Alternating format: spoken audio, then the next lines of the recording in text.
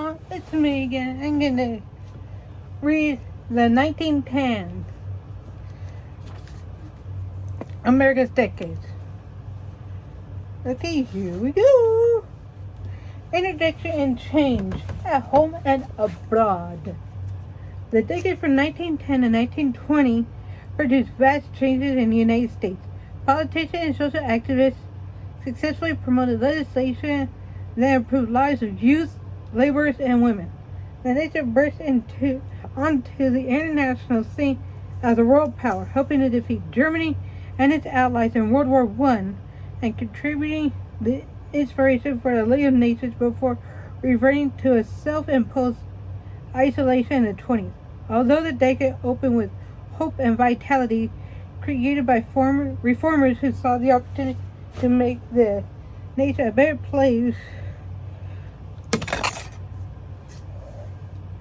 in which to live, it closed with fear and disillusionment brought about by a catastrophic war and a resulting desire to rid the nation of foreign influence. In between, though, the 1910s produced enormous changes that altered the path of the nation.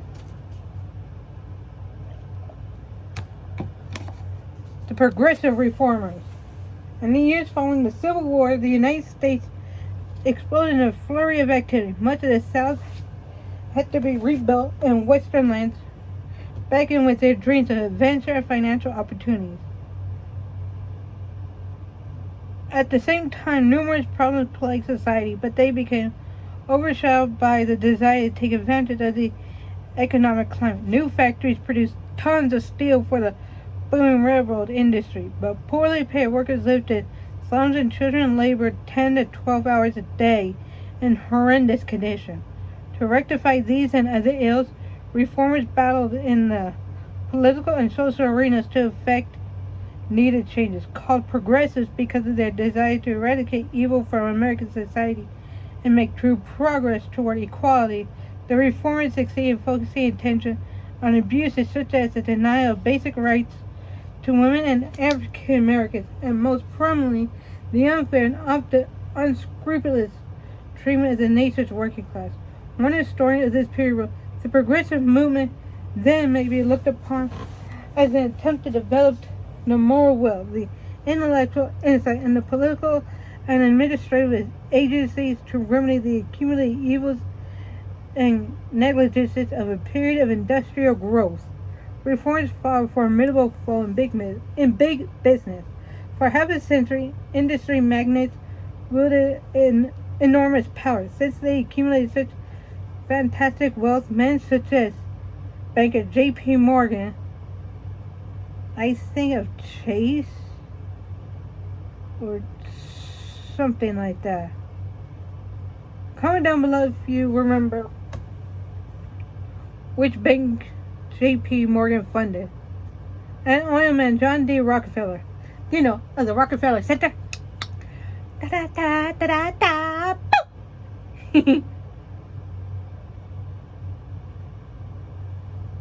Influenced many politicians who then passed laws helping big business. When confronted with the challenge that their economic empires created, vast seas of slums and urban blight, industrialists responded that only laziness kept people from achieving a happy life. They'd be rolling their grades right now if they knew about today's world. Hey, progressives who countered that people were good by nature but out-muscled by big business argued that only the federal government, combined with the efforts of reform-minded individuals, was powerful enough to force change on the industrialists. Progressives believed that if these two groups joined forces, no problem was too large to be solved. In the first 10 years of the new industry, a series of journalists wrote magazine articles and books exposing some of the problems affecting the nation. Novelist Upton Sinclair criticized the meatpacking industry. Political writer Ida Tarbell targeted standard social critic Jacob Riis, powerfully painting an image of the dismal life in slums and tenements, and reformer John Spargo wrote the horrors of child labor. Reform-minded Politicians listed. In an August 31st, 1910 speech, Theodore Roosevelt, again in the hunt for the presidency after a 2-year absence, introduced what he called the New Nationalism. The reformer president, who had broken several business monopolies while in office, stated, "I mean not merely that I stand for fair play under the present rules of the game, but for having those rules changed so as to work for a more substantial equality of opportunity and reward for everyone." Yeah, don't forget, you learn about his wife in my book, The Secret Lives of the First Ladies. So now you know a lot more because of those two books combined about the Roosevelts, Theodore and his wife, and FDR and his wife. You're going to learn a little more, I think, about FDR in the 1930s, I think. That's when he was president. I don't remember. I already forgot, even though I read about him in my Secret Lives of the First Lady. Yes, it was about his wife, but it talked about when she was First Lady. So anyway, yeah. Roosevelt proposed an 8-hour workday, laws preventing child labor in factories, and stricter rules regulating big business. Though he did not win re-election, his ideas influenced other reformers who carried on the battle. The 1912 Commission on Industrial Relations, established by President William H. Taft, the H stands for Howard, I think, conducted hearings for 154 days into the state of business and concluded that workers had been unfairly treated. In this report, the Commission asked, "Has the worker received a fair share of the enormous increase in wealth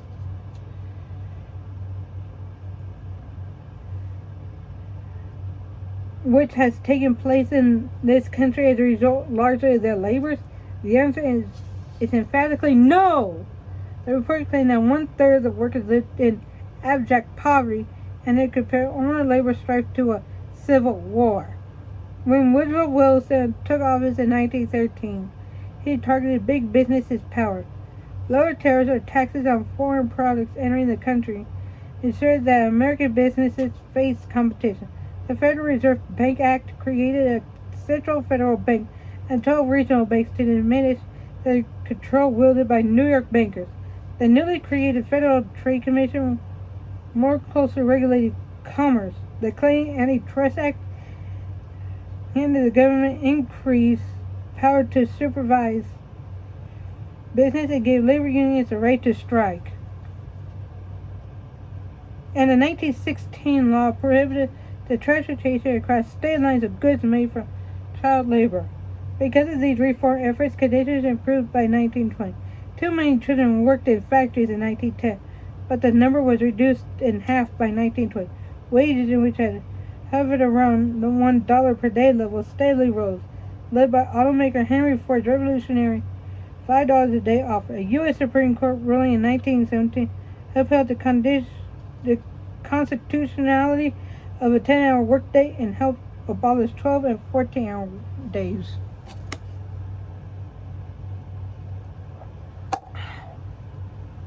Changes for women.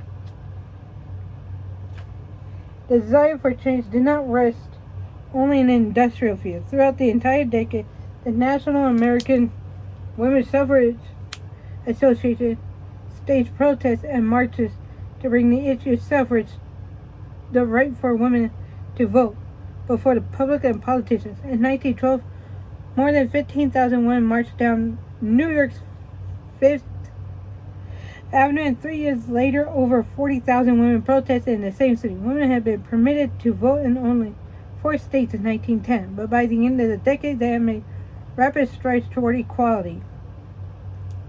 Though protest marches and letters to politicians proved effective, nothing that women did carried more impact than their labor on the home front during World War I. By heading war committees, selling war bonds, and even knitting socks for soldiers, women proved that they were vital, contributing members of society. At war's end, they argued that if they had been expected to do their share for democracy, the least the nation could do was permit them to exercise democracy's most precious gift, the right to vote. In 1990, 1 year after the war ended, Congress passed the 19th Amendment to the Constitution, granting women the right to vote. When the amendment was ratified the following year, for the first time in the country's history, women enjoyed the same political rights as men.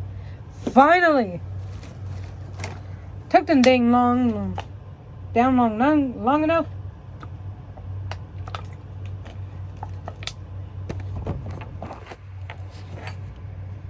Because I mean, like, they deserve it. We women deserve it. We worked goddamn hard to get it. The limits of the progressive era. One group lost in the reform shuffle in this decade was African Americans. Still suffering deep hatred and prejudice rooted primarily in the South between 1900 and 1950, more than 1,000 blacks were lynched, burned, or shot to death. Though the National Association for the Advancement of Colored People was established in 1909, it only had about 6,000 members by 1914 and did not yet hold sufficient power to effect much change. Even President Wilson, who was a strong advocate for social reform, retreated from campaign promise to improve conditions for America's blacks, claiming that segregation was desirable because it reduced animosity between whites and blacks. America's entrance into World War I in 1917 ended a progressive era of reform. The nation turned its attention from domestic issues and focused overseas.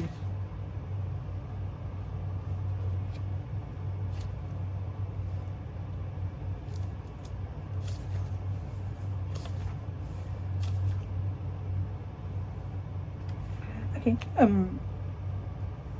However, the reform movement had dominated American life in the century's first 17 years, left a proud legacy. Investigative journalism and social criticism gained acceptance and became an important feature of the nation's media. More importantly, the nation took hold that the federal government had an obligation to assist its citizens in achieving a better life.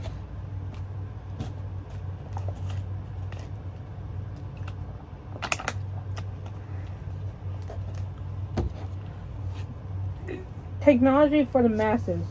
While reform within and war from without rocked the nation, advances in technology brought sweeping changes to the United States by 1920. One man, automaker Henry Ford, who I told you about in the 1900s book, who was good friends with my great-grandma's parents.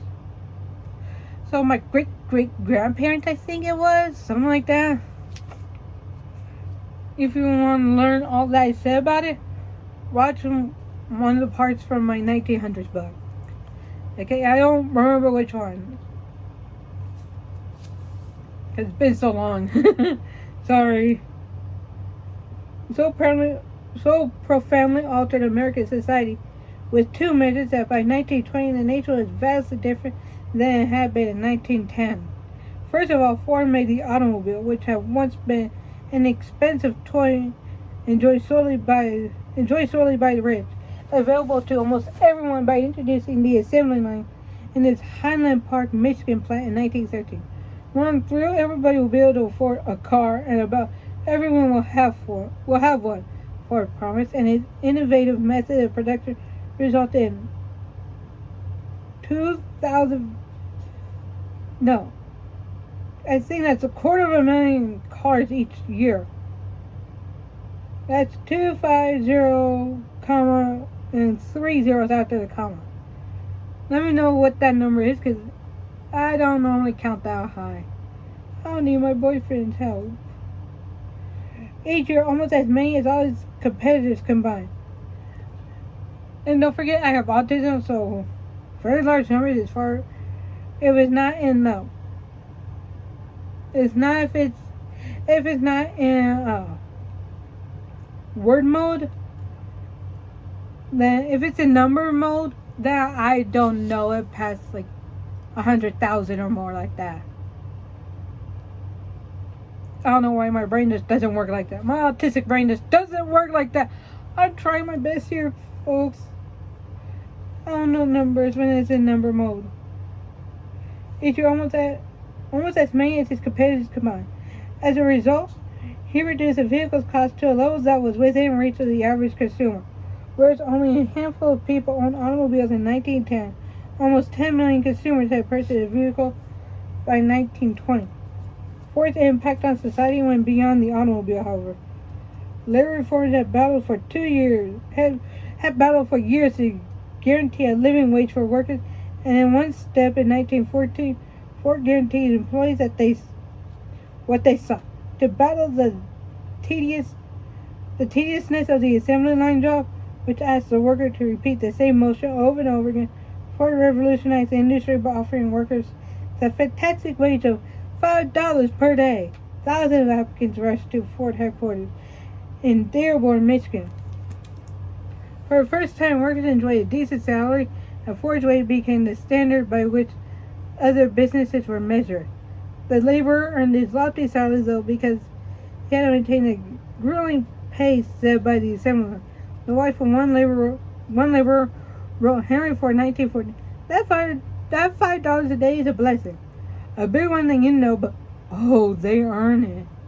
No two people better symbolize the dramatic change brought to the automobiles than Presidents Taft and Wilson. In 1909, Taft rode to the Capitol for his inauguration in a horse-drawn carriage, a device that had been used by ancient Egyptian, Greeks, and Romans. Only 4 years later, Wilson sat in the car and, in the words of a contemporary historian, rode to the Capitol in a complicated product of physics and chemistry, compounded of gears, levers, pedals, rubber, cloth, glass, wire, and powered by an engine which generated motion as a result of electrically induced explosion of gasoline in expansion cylinders.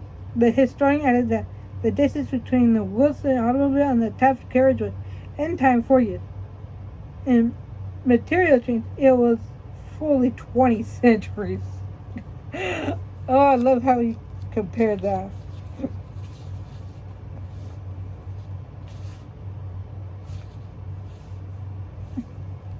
Technology overcomes distance.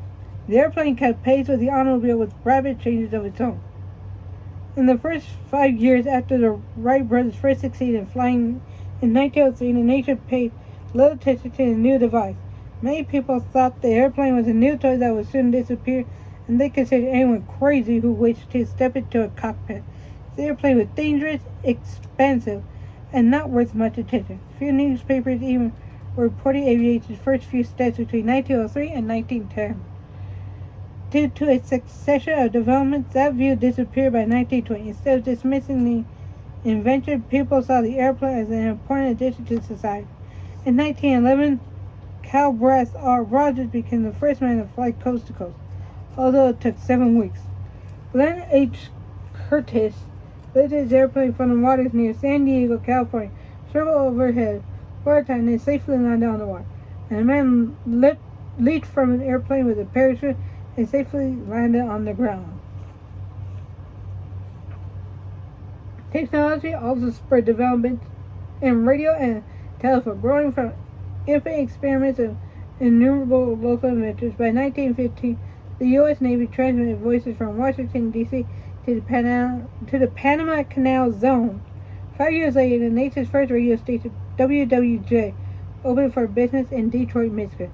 The telephone industry made equally rapid advances. On January 25, 1915, Alexander Graham Bell repeated the words he made famous in 1876. "Mr. Watson, come here, I want you." Rather than uttering the sentence to his assistant in the next room, Bell stood in a room in New York and spoke that phrase to Wilson, listened from his room in San Francisco, California.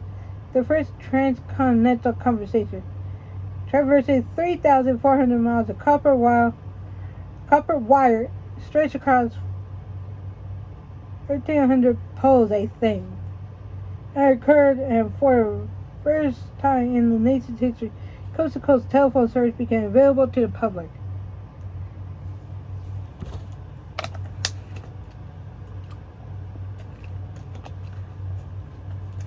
Try to stay hydrated, folks.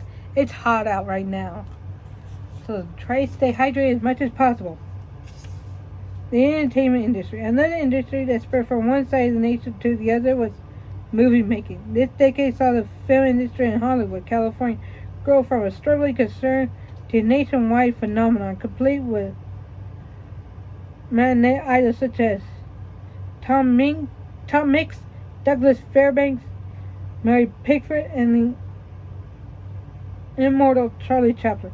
Going to see Charlie Chaplin has become a habit all over the country, proclaimed Photoplay magazine in 1950. With his doleful countenance, his heavy feet, his characteristic French kick, his diminutive mustache, and his ridiculous accents, he has earned a place all his own in the realm of motion pictures. In 1915, legendary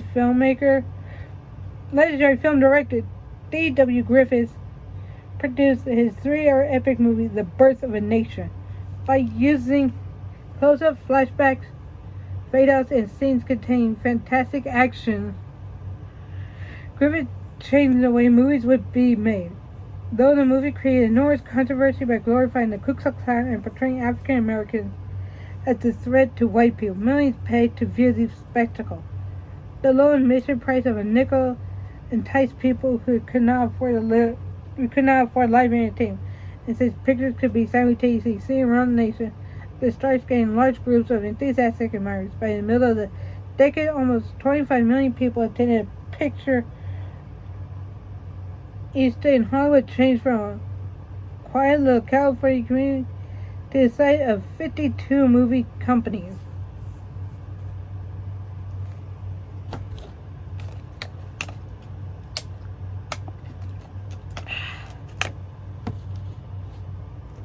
World War I. For most of its history, the United States remained out of European conflict. Safely sheltered by the Atlantic Ocean, the country felt confident that whatever occurred in distant Europe would have minimal impact on the nation. However, one event altered that manner of thinking. World War I, which led into a continent-wide struggle in Europe in 1940, slowly and steadily drew a hesitant President Wilson and the nation into a strife. One of President Wilson's first public statements urged his countrymen to be impartial in thought as well as in action.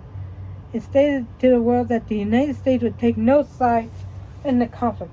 Many Americans supported this view.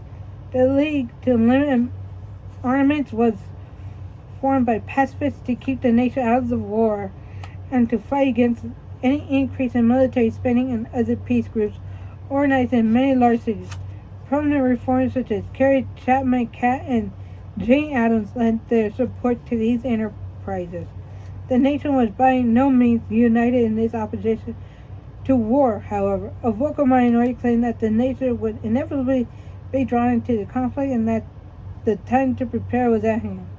Former President Theodore Roosevelt crisscrossed the land in an effort to awaken his countrymen from what he considered catastrophic apathy, and the National Defense League attempted to counter the peace groups. Most citizens who wanted the country involved in the war favored joining on the side of Great Britain, but even Germany had its support, especially in large cities like Milwaukee, Wisconsin, the home of a large German-American contingent. Events dragged the reluctant America into World War. The first episode startled the nation and did much to increase anti-German sentiment. On May 7, 1915, a German submarine sank the British liner Louisiana.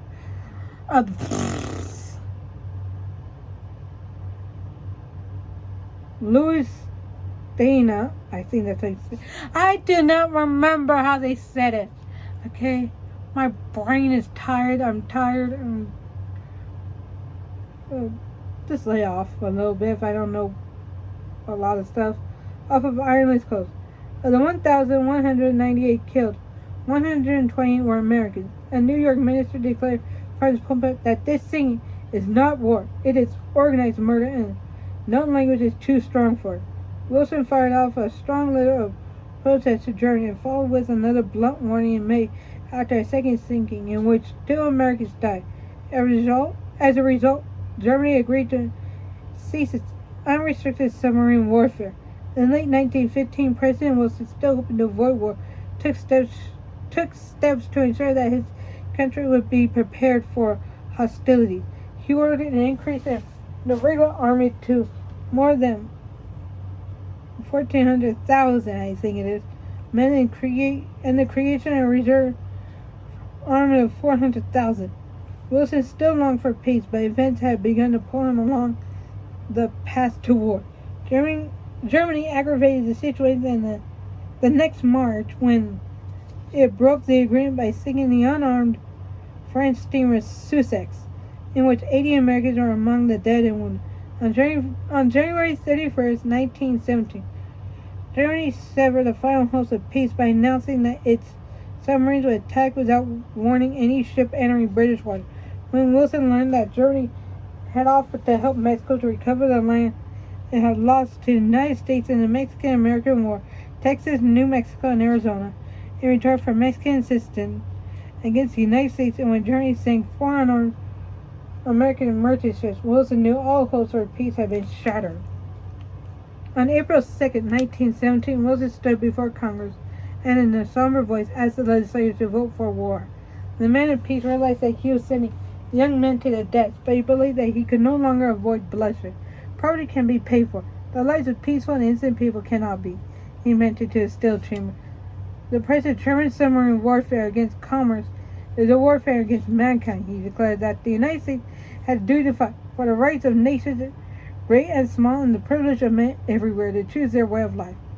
Then, in words now famous, he mentioned that the world must be saved for democracy. As the president departed the podium amidst raucous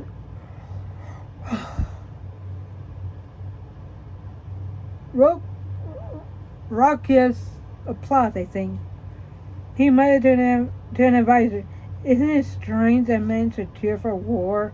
Back in his office, the weary president placed his head on his desk and wept. The nation quickly geared for war. The military contained few officers with combat experience. Outdated weapons plagued training efforts, and the infant air corps hosted a mere 55 planes and 130 pilots. Congress took steps to elevate the problem by passing the Selective Service Act in May, and within 18 months, more than 24 million men have registered. Of this, 3 million were drafted into the military by lottery. General John J. Pershing led the American extensory force into European battle at a crucial moment in the conflict. An internal political revolution had knocked Russia out of the war, which enabled Germany to shift its armies from the Russian front to the Western European. In a spring offensive, confident German forces punched through British and French lines and advanced to within 55 miles of Paris. However, newly arrived American forces helped stop the Germans. First at Kennedy, Chateau Thierry, and Bellevue Wood. In September 1918, Pershing opened the American offensive with successful thrusts against German lines at St. Mihiel and the Meuse-Argonne region. Germany could no longer successfully battle the combined strength of its European foes and the United States. Rather than continue a hopeless fight, on November 11th, my middle sister's birthday, 1918, Germany surrendered to the Allies and World War I ended.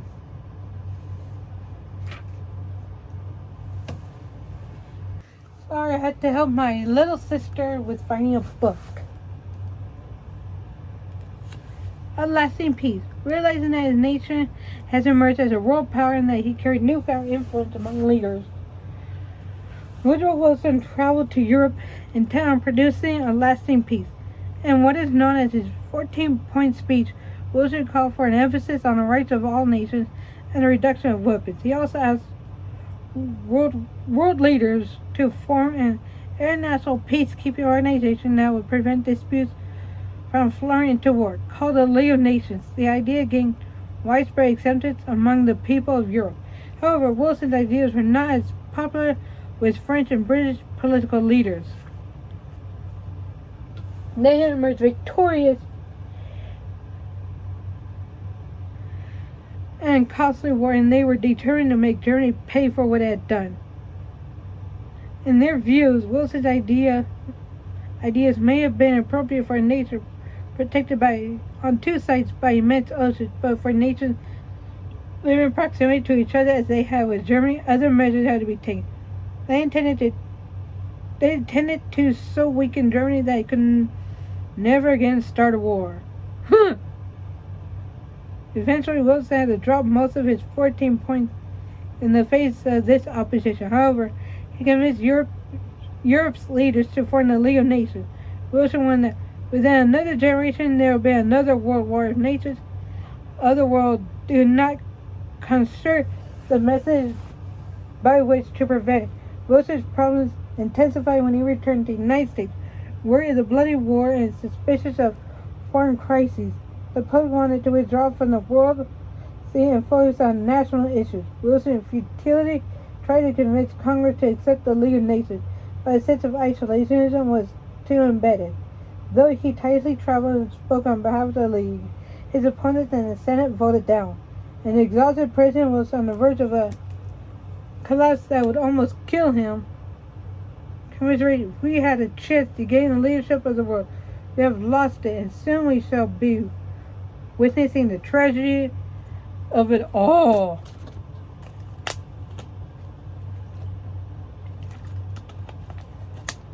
Sorry that this is such a long introduction, but I'm almost done. The nation turns inward. Reformer Jane Addams, who gained fame from her tireless efforts on behalf of the country's downtrodden, asserted that U.S. involvement in World War I would smother the desire for reform at home. The spirit of fighting burns away all those impulses, which foster the will to injustice. Woodrow Wilson took the nation a step further and cautioned that rather than simply turn away from positive change, the nation would enact restrictive rules. Once lead this people into war and they'll forget there ever was such a thing as tolerance. To fight you must be brutal and ruthless, and the spirit of the ruthless brutality will enter into the very fiber of national life, affecting Congress, the courts, the policeman on the beat, the man in the street. Conformity would be the only virtue, and every man who refused to conform would have to pay the penalty. The change was apparent long before the war ended. Anti-immigrant feeling, especially toward those with dirty ties, led to actions that bordered on the absurd. Americans bearing German-sounding names fretted about keeping their jobs. Orchestras refused to play musical pieces by German composers like Bach, Mozart, and Beethoven. Citizens started calling German measles Liberty measles. Uniformed President Theodore Roosevelt joined the fray by attacking what he called hyphenated Americans, German Americans, Italian Americans, Polish Americans, as being harmful to the nation. Once it was true, he claimed, that this country could not endure half free and half slave. Today it is true that it cannot endure half American and half foreign. The hyphen is incompatible with patriotism. The nation waged a ghastly European war against foreigners, and many citizens demanded that America shut its doors to immigrants. More frightening were the steps taken by Congress in clear violation of the First Amendment to the Constitution. The Espionage Act of 1917 and the Sedition Act of 1918 made it illegal to mention anything disloyal or critical of the war. When the Reverend Charles Waldron told a Bible class that Christians should not participate in war, he received a 15-year prison term. A noted Columbia University professor lost his job because he spoke out against the war. Fear of foreign influence reached a frenzy when the communists swept to power in Russia following the Russian Revolution and threatened to spread their ideology throughout the world. In what historians have labeled the Red Scare, citizens and authorities suspected anyone who looked or sounded different as being a communist sympathizer. People with accents or foreign-style clothing, or those who attended radical lectures and rallies, were in danger of being arrested. Reformers who had been respected are now shunned, in part because many reformers have opposed the war. Annie Mitchell Palmer, the Attorney General, headed a new drive to locate disloyal individuals and throw them behind bars. The Red Scare gradually died down, and Americans quickly turned from serious world interests to fun, games, relaxation, and entertainment. The 20-year battle to reform the nation by wrestling with evils at home, followed by a fight for democracy on Europe's battlefields, was about to be nudged aside by the Roaring Twenties and its flappers, batch of and the Charleston. The decade-long spree, induced in part because of events from 1910 and 1920, was about to begin with the arrival of the 1920s. So please comment, rate, and subscribe down below. And if you're on YouTube, please ring that bell notification so you can know when I upload. And if you're on TikTok, please like and follow my videos. And on YouTube, let's get to 50 subscribers. And on TikTok, let's get to 50 followers. Because once we do, now I'm going to do something special for you guys. And I can tell you because I want to get to it first. Get to that 50 first, okay? So, let's do it, please. I know we can. So, anyways, yeah, and please pay for something on either my eBay and or my card, okay? Bye. Love you.